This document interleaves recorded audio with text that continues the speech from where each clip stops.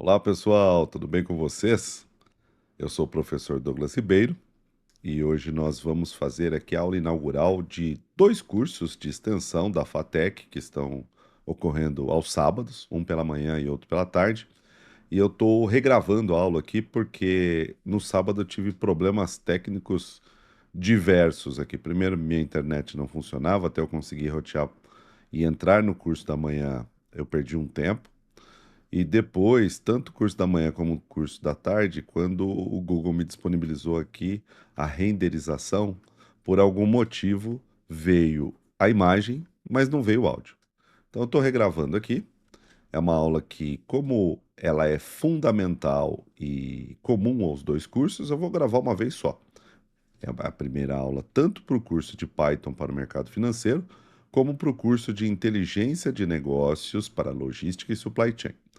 Então, a primeira aula é comum a esses dois cursos, é uma aula de fundamentos de Python, e ao final dessa aula vocês terão a atividade que deverá ser feita e entregue até a próxima aula. Os dois cursos são quinzenais, acontecem em sábados alternados, sábado sim, sábado não. O curso de Python para mercado financeiro é das 8h30 da manhã ao meio-dia, e o curso de inteligência de negócios para supply chain e logística acontece na parte da tarde, das 13h30 às 17h. Então vamos lá. Por que primeiro Python, né? Porque nesses dois cursos, basicamente, nós vamos trabalhar com dados. No curso da manhã, dados para o mercado financeiro, e no curso da tarde, dados para a área de logística e supply chain. Então a base tecnológica para os dois cursos é a mesma. E por que a linguagem Python? Porque é uma das mais, se não a mais utilizada para a área de dados, inteligência artificial, BI, engenharia de dados, ciência de dados, atualmente no mundo inteiro. Então, é importante que a gente compreenda pelo menos os fundamentos, o que é mais importante dessa linguagem, para as nossas aplicações aqui na área de dados, específicos para finanças e para logística.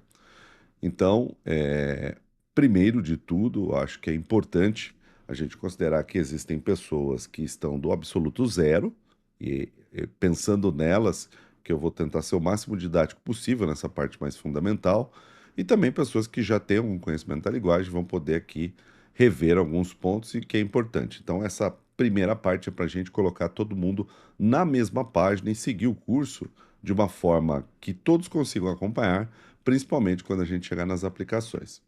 Bom, cafezinho aqui, né? Python é uma linguagem interpretada e a gente pode utilizar tanto uma IDE, né, um construtor, um editor de códigos instalado no nosso computador, com a linguagem Python também já instalada, como editores online. A opção desse curso é o editor online do Google, que é o Google Colab. Então, para isso, é importante que vocês tenham uma conta do Gmail que tenha menos de 75% de memória utilizada. Então, se vocês têm uma conta Gmail e ela tem mais de 75%, ou se vocês ainda não têm uma conta Gmail, criem uma conta Gmail gratuita e a gente vai ter acesso a essa ferramenta, que é uma ferramenta muito boa, principalmente para a gente aprender uma linguagem, a linguagem Python aqui no caso. Então, primeira tarefa, criem o Gmail. Quem não criou, crie, pause essa aula e volte depois da criação. E aí, com o e-mail login feito, a gente vai digitar aqui no próprio Google a palavra Colab, Colab, e aí a gente cai nessa página. Nessa página nós temos ali a primeira opção, que é o Google Colab, e quando a gente clica aqui, ele cai nessa página onde a gente pode abrir um novo Colab ou um novo notebook, né? Abrir, aliás, o Drive do Colab ou o novo notebook. Vamos abrir o Drive do Colab primeiro. E aqui nesse Drive do Colab, ele vai mostrar os últimos notebooks que a gente tem, que já estão armazenados no nosso Drive. Para quem vai usar isso aqui pela primeira vez, que talvez seja a maioria de vocês, não vai ter nada. E aí a gente tem a opção de criar um novo notebook. O notebook é um caderno, é um arquivo em formato de caderno que a gente cria e ele automaticamente fica salvo na nossa memória do Google Drive.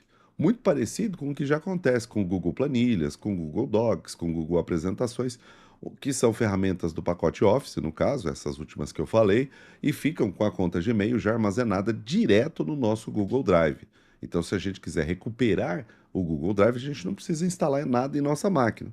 Basta que com qualquer dispositivo com acesso à internet, a gente vá até o Drive e ali no Drive a gente consegue recuperar a nossa, as nossas informações, os nossos arquivos. No caso aqui, os notebooks Colab.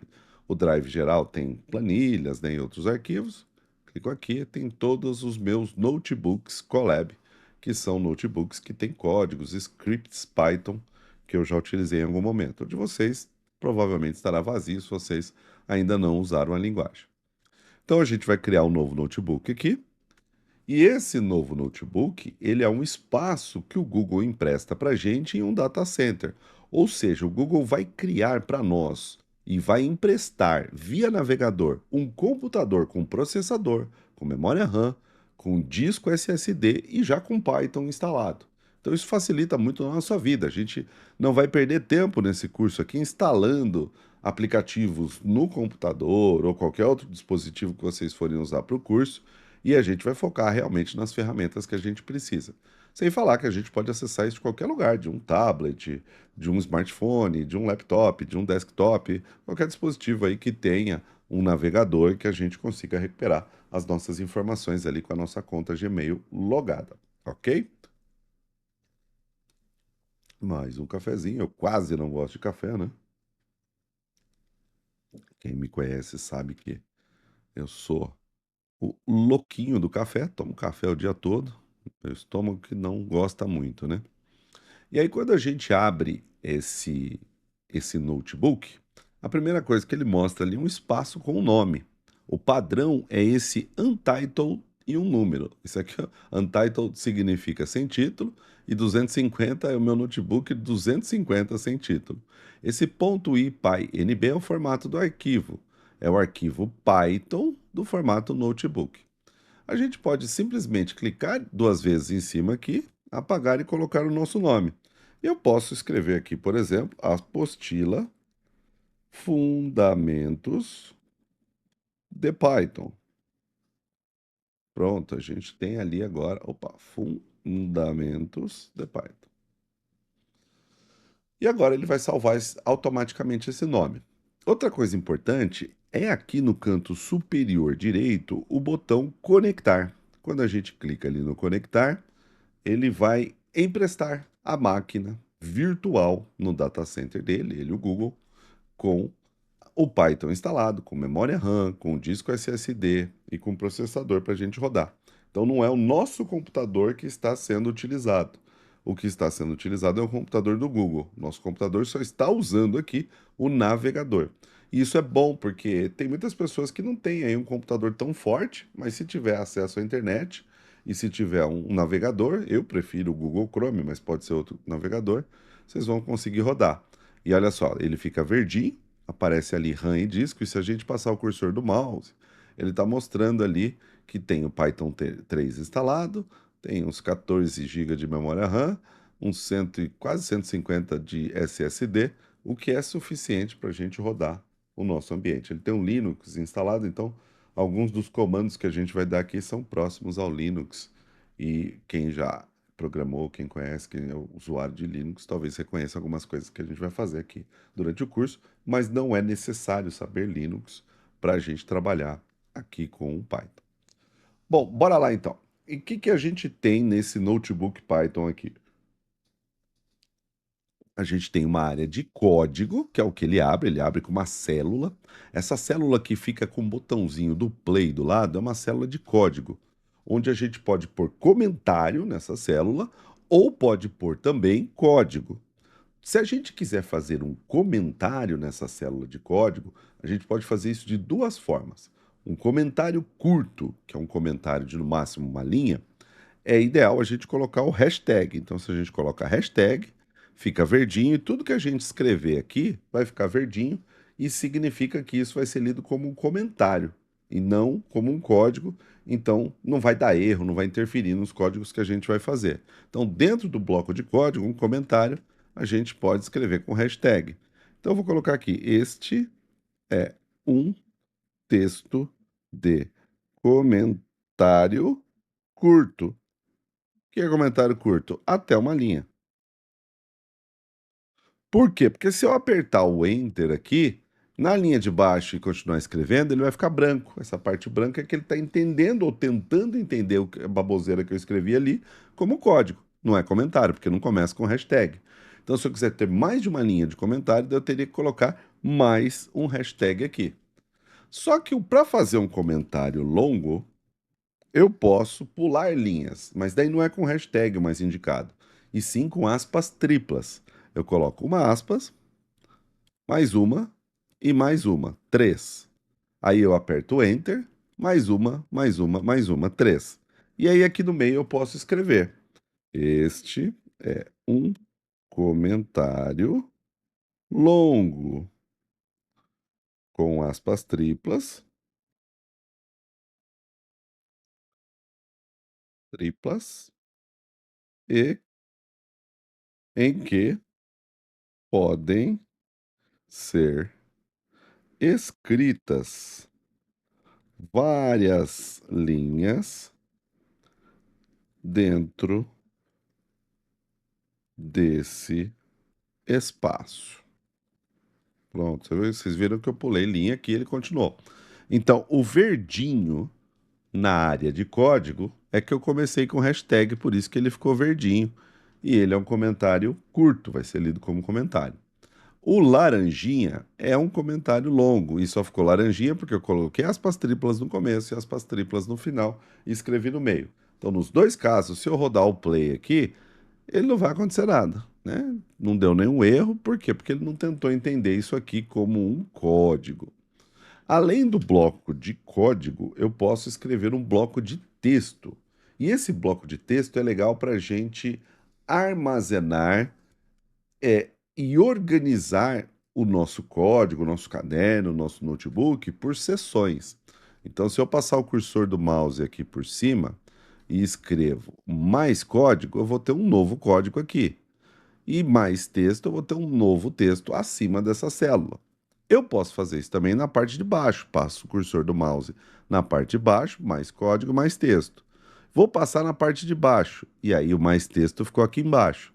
Ah, mas eu fiz errado, eu não queria que ficasse aqui embaixo. Eu posso apagar, ou então, se ele está aqui embaixo, em vez de apagar e eu quero que ele vá para cima, eu coloco essa setinha mover para cima e ele vem para cima. E esse comentário de texto, ou essa célula de texto, é uma célula onde eu não faço código, ela não tem um botão de play. Ela tem a função da gente colocar ali. A gente pode colocar uma imagem, um GIF, um marcador. Então, por exemplo, eu vou colocar um tópico, um dos tópicos da nossa aula de hoje. Nossa aula de hoje tem 4 tópicos, esse vai ser o primeiro. Então, eu vou colocar um hashtag para ele ficar organizado em seção. Ele não ficou verde porque ele é um bloco de texto. Vou pôr o número 1, que é o primeiro código, pôr um tracinho ali e tal, e vou dizer que esse tópico é o tópico de variáveis e tipos de dados. O que que são variáveis, né? São espaços na memória onde eu insiro valores. É isso que a gente vai ver daqui a pouco. Em todas as linguagens de programação, as variáveis representam um ponto muito importante. Aqui a gente vai ver que são essas variáveis em Python, né? Considerando a linguagem Python.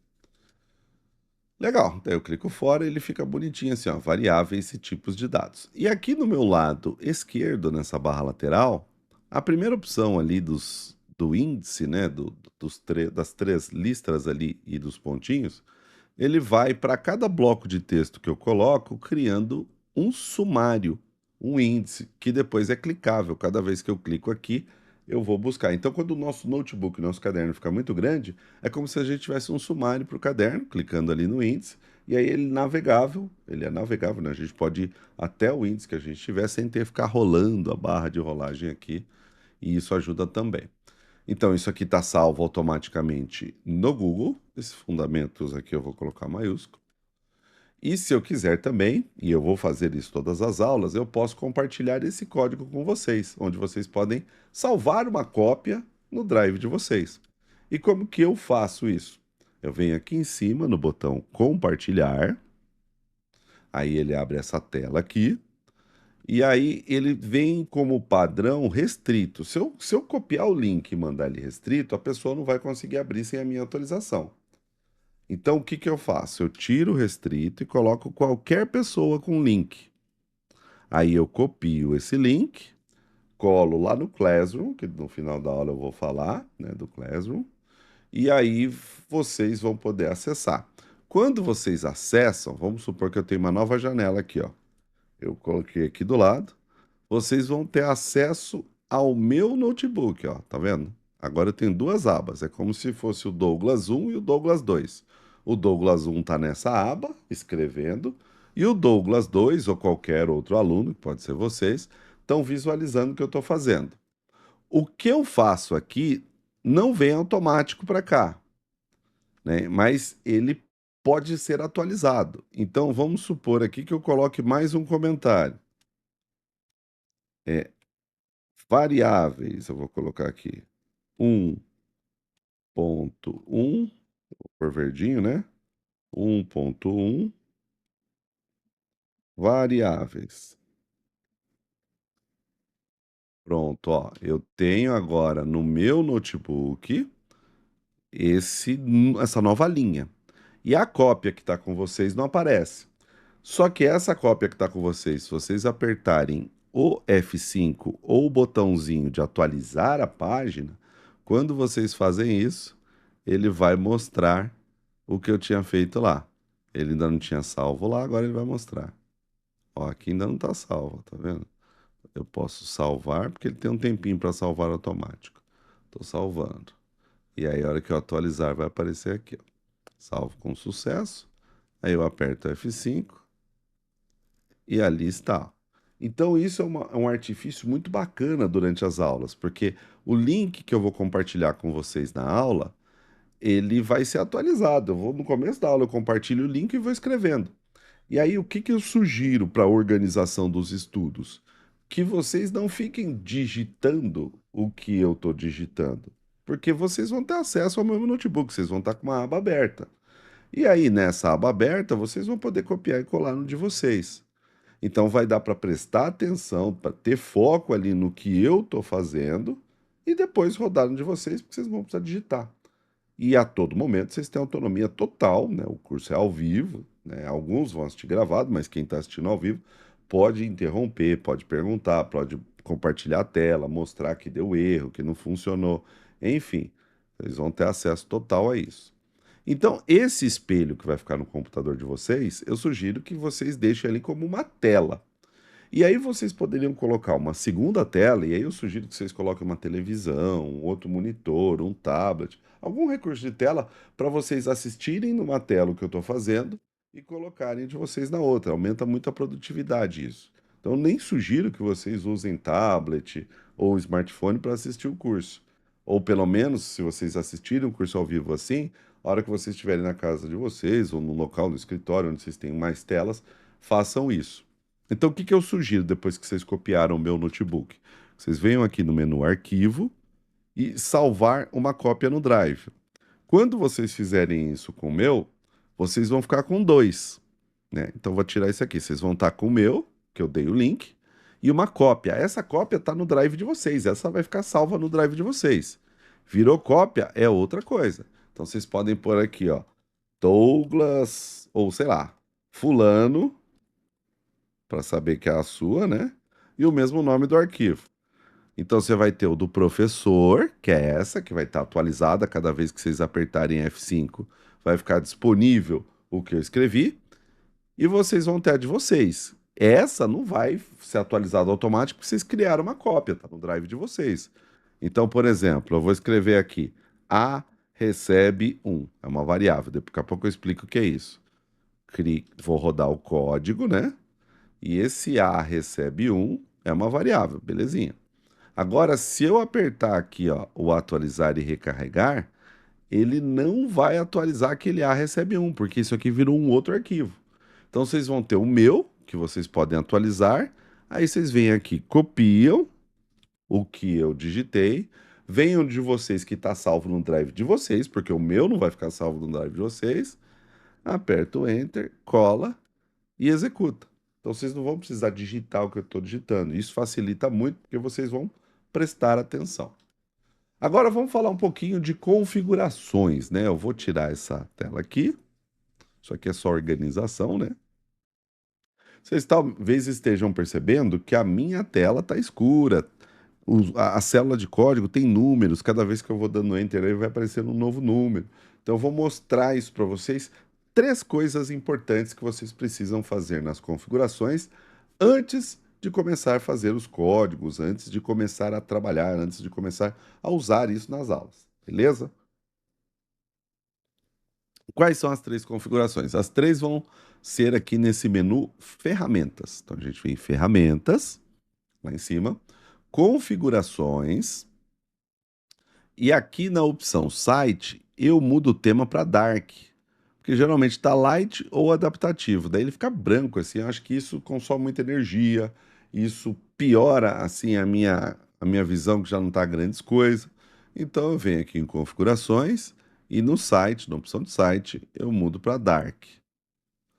Aqui em configurações também, ferramentas, configurações, na parte de editor, eu habilito esse item que por padrão vem desabilitado, que é mostrar números de linha. Então, para mostrar números de linha, tem que habilitar isso aqui e depois salvar. Primeiro habilita, depois salva. E por último, nessa barrinha que é assistência de A, eu desmarco essa opção de mostrar sugestões inline geradas com IA, porque isso atrapalha, ele vai tentando fazer código, escrever código, antes da gente construir a nossa lógica, né? É ajuda para quem está trabalhando com isso, já conhece a linguagem, aí ele aumenta a produtividade. É como se fosse o Copilot aqui, do Google, né? O equivalente ao Copilot da Microsoft para o Google. Então desabilitem, que para aprender eu acho que não é tão necessário e pelo contrário, eu acho que acaba atrapalhando. Beleza. Então, feito isso, eu vou começar aqui então o nosso tópico 1. Vou abrir um novo código aqui. Eu vou tirar esse A recebe 1 aqui, né? Deixar os comentários, piriri bororó, e vou fazer a nossa primeira célula. Então, o que, que são as variáveis, pessoal? As variáveis são espaços da memória do computador que vão receber dados. Por enquanto, eu vou falar variáveis, ou vou escrever variáveis na aula de hoje, que recebem um único dado. E aí a gente precisa entender que tipo de dado essas variáveis podem receber. Então, eu vou criar 4 variáveis diferentes para a gente saber quais são os tipos nativos de dado mais básicos de Python. Então, o primeiro tipo básico nativo de Python é o tipo texto, que em Python se chama string. Uma string é um dado de texto, um dado tipo string é um dado do tipo texto. E ele é classificado com a palavra ou com a abreviação str, de string. Então, para isso, eu vou alocar um espaço na memória para guardar o nome de um cliente, por exemplo. Então, vou escrever o nome da variável como cliente. Cliente recebe um nome. Douglas, por que você falou recebe? Porque um sinal de igual em Python não é um operador de comparação. Um sinal de igual em Python é um operador de atribuição. Ou seja, eu vou atribuir um valor à direita desse sinal para uma caixinha que tem um rótulo que está à esquerda. Então, estou criando uma caixinha que se chama cliente, que vai receber, que é sinal de igual é atribuição, então vou atribuir a essa caixinha cliente um valor. Esse valor vai ser do tipo string, vai ser tipo texto. E como que eu atribuo um dado do tipo texto? Eu coloco esse dado entre aspas. Qualquer coisa que eu digitar, qualquer caractere ou sequência de caracteres em Python que eu digitar entre aspas e guardar em uma variável, vai ficar guardado como string, ele vai reconhecer como string. Então, aspas, ele serve tanto para aspas duplas como para aspas simples. E eu vou pôr meu nome, D maiúsculo, OUGLAS minúsculo. Python é case sensitive. Então, maiúsculo e minúsculo, ele reconhece os dois, são caracteres diferentes. D maiúsculo é uma sequência de zeros e uns, dividido não, diferente da sequência de zeros e uns atribuído ao D minúsculo. Então, ele diferencia isso. É importante até quando a gente estiver montando senhas, por exemplo, ali com Python. E aí eu quero rodar esse código, eu quero executar essa ação de guardar na memória, ou seja, guardar no espaço chamado cliente, o texto Douglas. Como que eu faço isso? Eu posso apertar o botão de play aqui do código pelo mouse, ou usar o atalho, que é Ctrl Enter, né? Ctrl Enter, ele rodou. Rodou, ele dá o tempo que ele usou aqui para rodar e um sinalzinho de verde porque não deu erro, senão ele mostraria um erro. Daqui a pouco a gente força erros aqui para ver o que acontece quando ele dá um erro. Então, beleza, guardou Douglas, que é o valor Douglas de texto, na memória num espaço chamado cliente. Então, se eu quiser recuperar o que está na variável cliente, eu tenho algumas formas de fazer isso. A primeira forma para eu fazer isso é a forma que eu peço para exibir o que está em uma variável. E como que eu peço para exibir o que está em uma variável? Usando o comando de exibir, que é uma palavra reservada chamada print, que em inglês significa o quê? Imprimir, imprima. Então, print, imprima, tudo minúsculo, abre e fecha parênteses, e dentro dos parênteses eu coloco o nome da variável, que no caso é cliente. E aí eu aperto Ctrl Enter ou o botão de play e ele vai mostrar ou exibir ou imprimir o que ele tem guardado dentro da variável que se chama cliente. Se eu mudasse o nome da variável, ele daria um erro. Vou pôr com C maiúsculo. Opa, deu erro, tá vendo? Ele não aqui não ficou verdinho. E ele dá uma informação, ó. Name error. Name cliente não está definido, não é definido. Por quê? Porque eu escrevi cliente com minúsculo. Então, esse cliente com maiúsculo ele não existe. Aí eu ponho de novo aqui, rodo, Ctrl Enter, bonitinho, tá ali o cliente. Então, esse tipo de dado que está guardado na variável cliente é um dado do tipo texto, que em Python é string ou str. Ah, Douglas, mas eu sou igual Santo Tomé, eu só acredito vendo, eu quero confirmar que isso está guardado como texto. Dá para fazer?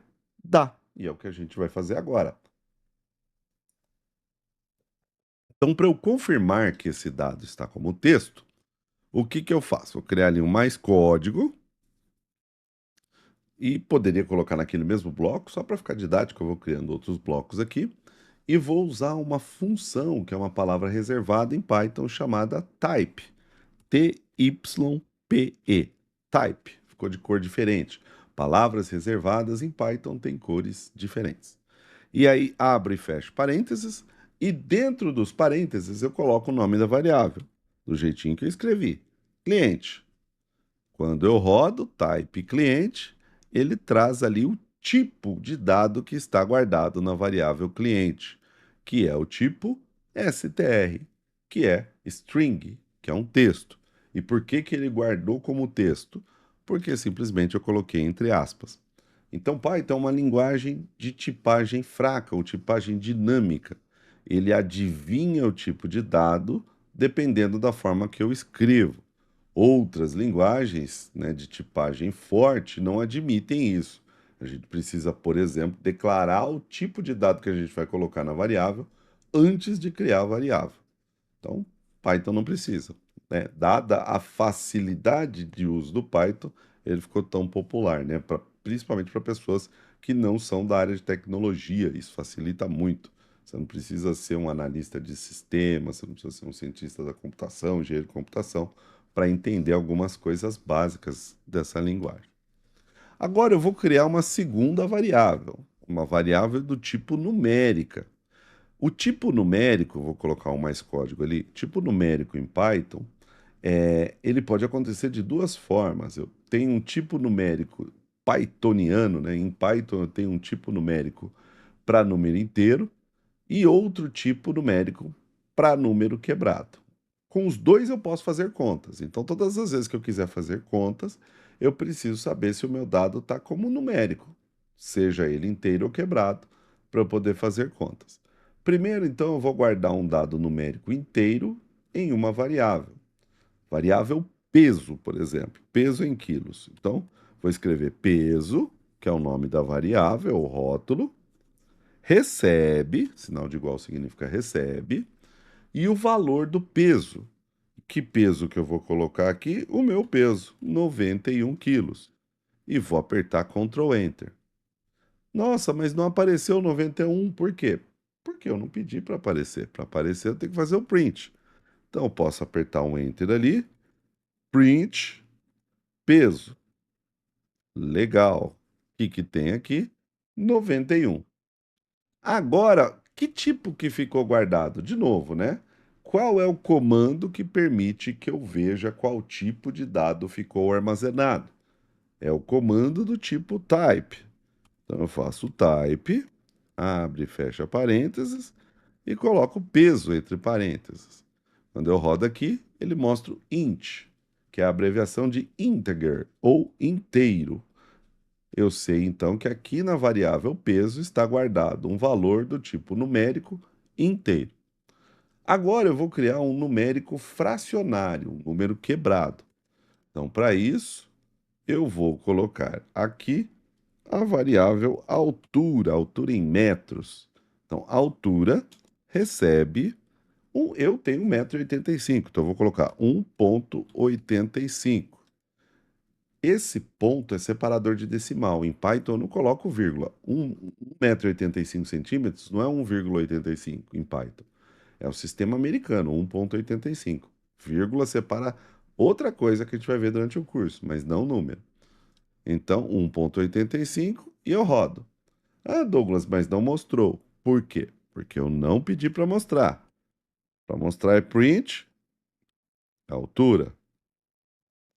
E aí eu rodo o código. Belezinha, mostrou 1,85. E o tipo de dado? Qual é o tipo de dado que está aqui? Então, vamos criar mais um código aqui e fazer o type. Type, altura. Quando eu rodo isso aqui, aparece float. O que que é o tipo float? É o número fracionário, o número que aceita casas decimais. Então, relembrando, int e float são tipos numéricos, e só quando eu tenho um int ou float, em Python puro, eu vou conseguir fazer cálculos. Por quê? Porque para fazer cálculo eu preciso estar com dado do tipo numérico, certo? Muito bom, muito bom. Agora vamos para o quarto tipo. Eu vou colocar mais um código aqui e vou escrever graduado. Isso aqui, esse tipo de dado que eu vou colocar agora, ele serve para situações que eu tenho duas possibilidades: sim ou não, certo ou errado, conseguiu ou não conseguiu, sucesso ou fracasso, né? Que eu faço? Eu uso os operadores booleanos. Os booleanos, o tipo de dado booleano, operador não, os tipos de dados booleanos, eles são dois. Ou é verdadeiro ou é falso. Verdadeiro em inglês é true. E no Python o T tem que ser maiúsculo. Então, true. Graduado, true. Se escreve true, com T maiúsculo. E falso é false, também só com F maiúsculo. Ficou azulzinho, ele funcionou. Então, eu vou colocar true, porque a variável graduado diz que eu sou. É verdadeiro o fato, né? A pergunta, o teste. Douglas é graduado? Sim, verdadeiro. E aí eu já vou colocar aqui no mesmo bojo o type. type, e aí eu vou colocar graduado. Que tipo de dado está guardado na variável graduado? Ele mostra bool, que é o booleano, ou boolean, né? Verdadeiro ou falso. Então, esses quatro tipos de dados fundamentais em Python. Então, uma variável guarda um dado e um dado é de um determinado tipo. Texto, string, int, número inteiro, float, número quebrado, e false or true, booleano, verdadeiro ou falso. Eu também posso retipar um dado, né? Olha só que legal. Vou colocar aqui, por exemplo, idade, mais um extra. Idade recebe, e eu vou colocar entre aspas minha idade, 49. Rodo aqui e vou fazer um print idade. E olha que interessante, ele mostra o 49. Só que como eu coloquei esse 49 entre aspas, ele não está como número, ele está como texto. Então, olha que bacana, eu faço aqui type, idade e rodo o código.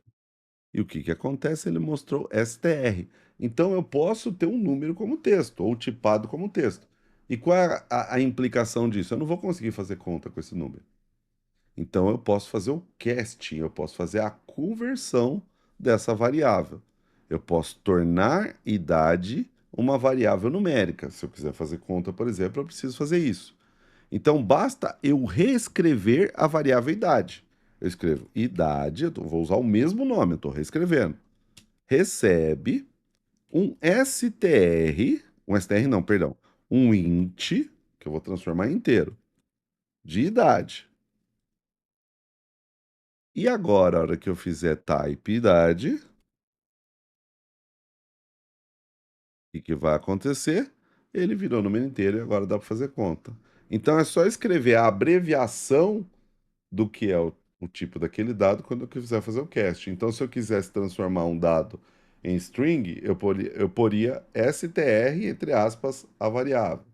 Se eu quiser transformar ele em float, a mesma coisa, em boolean e por aí vai. É que alguns podem ser transformados, outros não, mas isso a gente vai aprendendo durante o curso. Então, o nosso primeiro tópico é esse, variáveis e tipos de dado. Agora eu vou abrir aqui um bloco de texto para a gente fazer a nossa segunda sessão das 4 sessões da aula de hoje.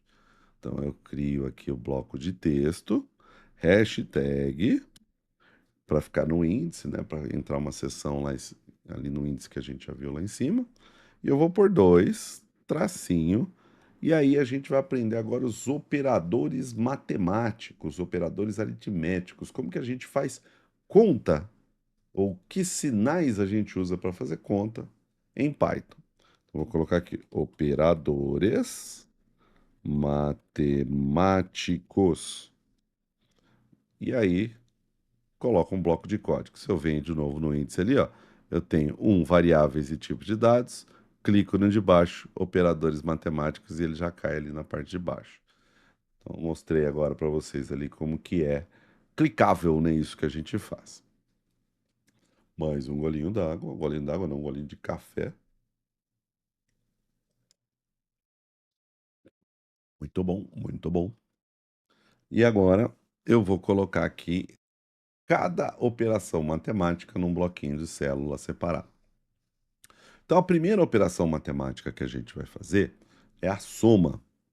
Então, eu vou colocar um comentário para ficar organizado aqui. Vou escrever soma e vou pôr entre parênteses o sinal que a gente usa para soma. Qual é o sinal em Python para soma? É o sinal de mais, cruzinha ali.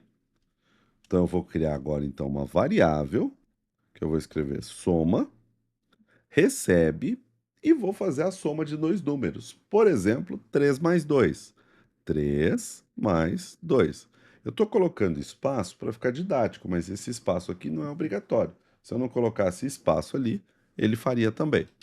Vou apertar Ctrl Enter ou Play. E puf, ele fez, não deu erro. Só que ele não mostrou o resultado da conta para mim. E por que que ele não mostrou o resultado da conta? Porque simplesmente eu não pedi. O resultado da conta está guardado em uma variável que se chama soma. Então eu vou fazer print soma. E a hora que eu rodo o código, ele mostra o resultado para mim. A soma eu faço com o sinal de mais no meio de dois números. Agora eu vou abrir um novo bloco de código e vou fazer uma subtração. Subtração. Aqui eu ponho cedilha, tudo porque é comentário, mas nas variáveis eu não posso começar uma variável com número, eu posso ter número no meio ou no final, e eu não posso pôr acento, cedilha, tio, porque não é uma boa prática. Então bora lá. Eu vou escrever aqui subtracão, sem cedilha e sem tio, subtracal. Recebe 3 menos 2. E se eu quiser exibir o resultado, eu já sei que eu tenho que fazer o print, então eu vou fazer o print. Print subtracal. Roda o código, tá ali. 3 menos 2 é 1. Esqueci de pôr o operador para ficar bonito ali, ó. Menos. Agora eu vou fazer a multiplicação. Mais um comentário aqui. Multiplicação. E eu vou escrever uma variável. Multiplicacal recebe, por exemplo, 3 vezes 2. 3 asterisco 2. Então, um asterisco em Python significa que eu estou multiplicando. E aí, se eu quiser ver o resultado, print multiplicacal.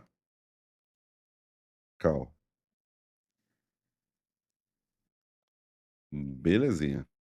Roda o código. 3 vezes 2 é 6. Agora eu vou abrir aqui do lado, de forma auxiliar, uma lousinha para explicar a divisão. Então, deixa eu pegar aqui o novo caderno, divisão. Acho que essa tela que eu estou usando aqui é de toque. Por exemplo, se eu quiser fazer 3 dividido por 2, então eu vou fazer assim, ó, 3 dividido por 2. Como que eu faço essa conta na mão? Como que a gente aprendeu a fazer isso aqui? 3 dividido por 2, a gente pergunta, dentro do número 3 cabem quantos 2? A gente escreve lá 1. Esse 1 aqui, ele é a parte inteira da divisão. Parte inteira.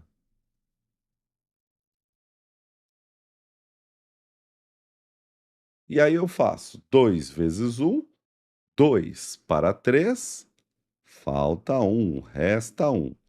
Esse 1 é a parte inteira e esse outro 1 que eu acabei de fazer é o resto da divisão.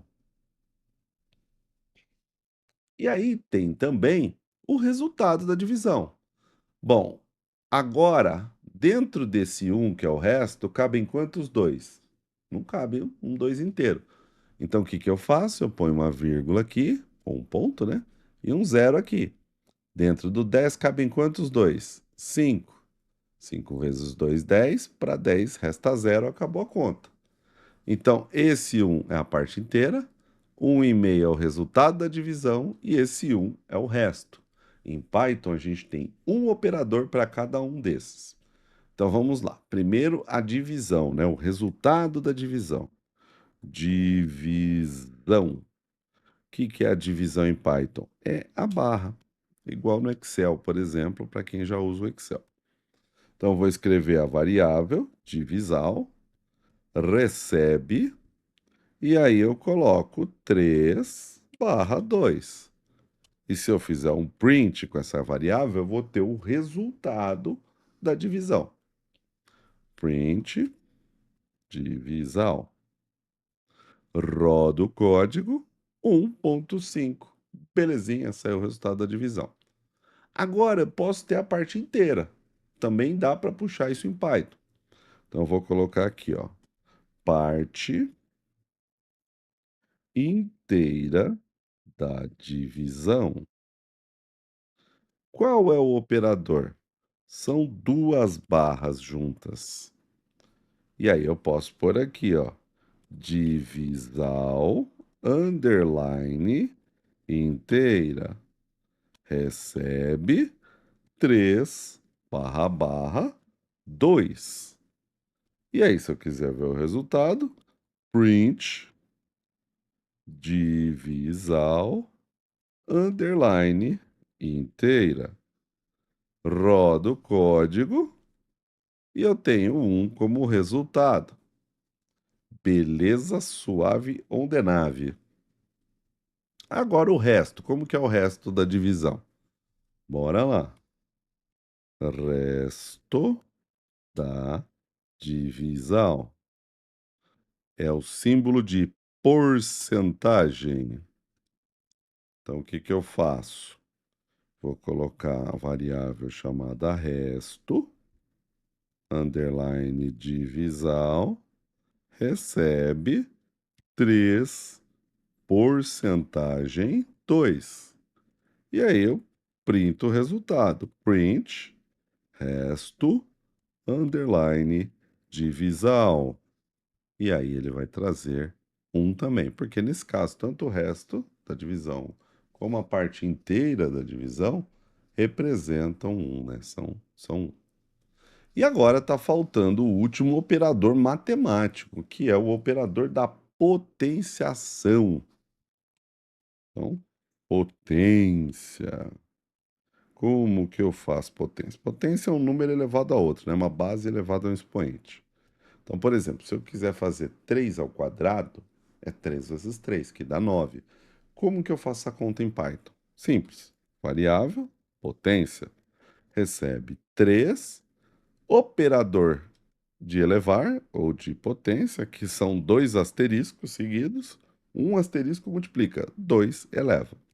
E o expoente. Então, se eu quiser fazer elevado, eu uso dois asteriscos. Aqui é diferente do Excel, né? No Excel, o operador para potência é o acento circunflexo. Aqui não. Aqui, o operador para potência são dois asteriscos. E aí eu faço um print, potência, e eu tenho o resultado. Pronto. Agora a gente sabe fazer contas em Python. Olha que coisa bacana. Aprendemos a fazer cálculos. Então a gente pode ir para a seção número 3 agora. Então vou colocar mais texto aqui. Hashtag 3. Então hoje são 4 sessões, a gente está na terceira. Seção 3 é a seção de entrada de dados pelo usuário, porque até agora não foi o usuário que digitou os dados. Fomos nós como programadores. Vocês já são programadores a partir dessa aula, que vocês estão fazendo script e vocês estão imputando dados dentro desse script. Agora vamos pensar que vocês estão criando um programa para pessoas que não são programadoras que vão usar esse programa, que são usuários. Então, uma função muito importante de Python para prever situações para o usuário é a função input. Então, terceiro ponto, entrada de dados pelo usuário.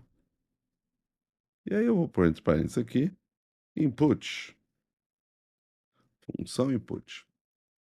E olha que bacana, a função input é nativa do Python. Então, se eu fizer input, abre e fecha parênteses, e não colocar parâmetro nenhum, quando eu apertar Ctrl Enter, ele vai abrir uma caixinha ali embaixo com o cursor piscando. O que é essa caixinha com o cursor piscando? É o usuário que deve imputar o dado alguma coisa aqui. O usuário tem que escrever alguma coisa para essa caixinha parar. Então, eu vou escrever aqui, ó, Python é muito legal e apertar Enter. Pronto, ó, ele mostrou para mim, Python é muito legal. Mas por que que ele mostrou? Porque isso aqui está em tempo de execução, eu não guardei em nenhuma variável isso aqui. Então, se eu quisesse guardar esse texto numa variável, eu poderia criar uma variável chamada texto. Texto recebe, aí sim vem o input. Então, quando eu uso input, geralmente eu quero guardar o que o usuário digitou. Então, eu crio uma variável, ponho o sinal de recebe, e aí eu coloco o input. E aí eu rodo e escrevo. Python é muito legal. E aperto Enter. Agora ele não mostrou. Ele ficou guardadinho lá. O Python é muito legal. Por quê? Porque eu não pedi para mostrar. Eu posso pôr aqui, ó. Print texto. Então, todas as vezes que eu quiser usar, daí eu ponho lá. Python. Sempre que eu rodo, ele pede de novo. Então, ele vai reescrever essa variável se eu rodar mais uma vez. Python é nota 10, por exemplo. E aí ele printou, que agora eu pedi para printar. Só que não é uma boa prática usar o input com uma caixinha assim, ó. Porque imagina aparecer para o usuário só uma caixinha. Até que ele entender que precisa digitar alguma coisa e dar enter, né? Fica meio complicado. Então, o que que geralmente a gente faz quando usa a função input? A gente põe uma string dentro dela, a gente põe um texto dentro dela informando o que o usuário deve fazer. Como, por exemplo, digite seu nome, né? Eu vou colocar aqui, ó, aspas. Informe um texto. Escreva um texto curto. Escreva uma frase curta, por exemplo. Eu gosto de pôr assim, dois pontos e dar um espacinho. Por quê? Quando eu rodo, esses dois pontos ficam na frente e esse espacinho não fica grudado à caixinha ali. E aí eu vou colocar aqui. Vai, Corinthians. Olha que legal. Isso é um texto que dá muita sorte para o usuário, mesmo se não for corintiano. E ali, vai Corinthians. Bacana. Então, aqui a gente já aprendeu a guardar valores de uma variável. Então, o que que dá para fazer? Dá para a gente guardar um monte de coisa. Eu vou criar um caso de uso agora, olha só. Vou colocar um texto aqui e vou pôr. Crie um programa que receba do usuário, vírgula, seu nome, vírgula, seu peso em quilos, vírgula, sua altura em metros, vírgula, vírgula não, e calcule e exiba seu IMC. Vocês lembram do IMC? O índice de massa corporal, ele é a altura em metros, aliás, perdão, o peso em quilos dividido pela altura em metros ao quadrado. Então vamos receber essas coisas do usuário. Vamos criar o nosso programa. Nosso programa é o seguinte: nome vai ser a variável. Então a gente põe recebe. Só que ao invés da gente digitar o nome aqui, a gente vai pedir para o usuário. Então tem que ser o input. Input. E coloca aqui. Informe seu nome. Eu ponho dois pontos e separo. Só que além do nome, eu quero o peso. Então põe peso, recebe, input, e aí eu coloco informe seu peso. E eu vou colocar em quilos. Depois, altura, recebe um input. Eu vou colocar informe sua altura em metros. E agora eu vou calcular o IBC. Calcular, sou eu que vou calcular, né? O usuário, a parte dele é digitar essas coisas, informar.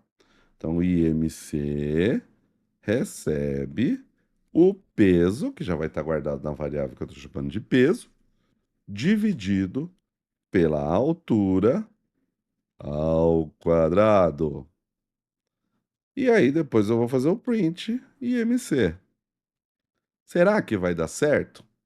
Eu já vou adiantar para vocês que vai dar errado. E eu vou fazer dar errado para gravar uma coisa importante desse erro, para que vocês não errem mais a partir de aqui.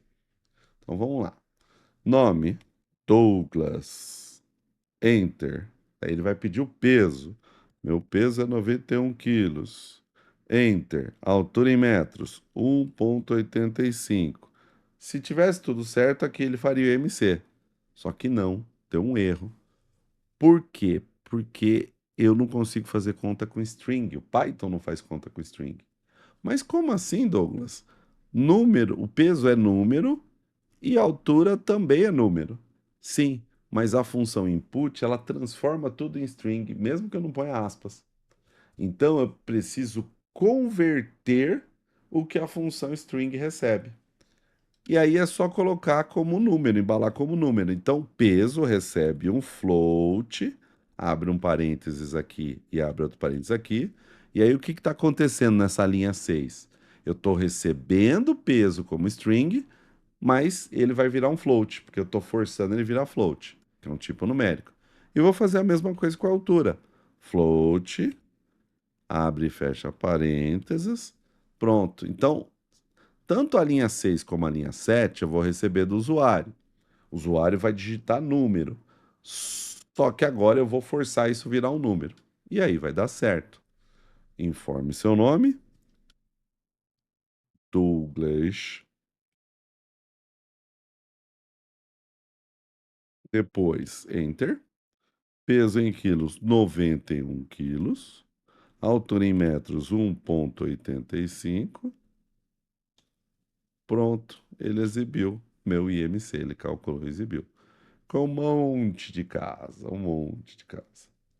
E agora, então, nós vamos para o quarto tópico para aprender a manejar essas casas, fazer aqui uma exibição melhor dos nossos prints.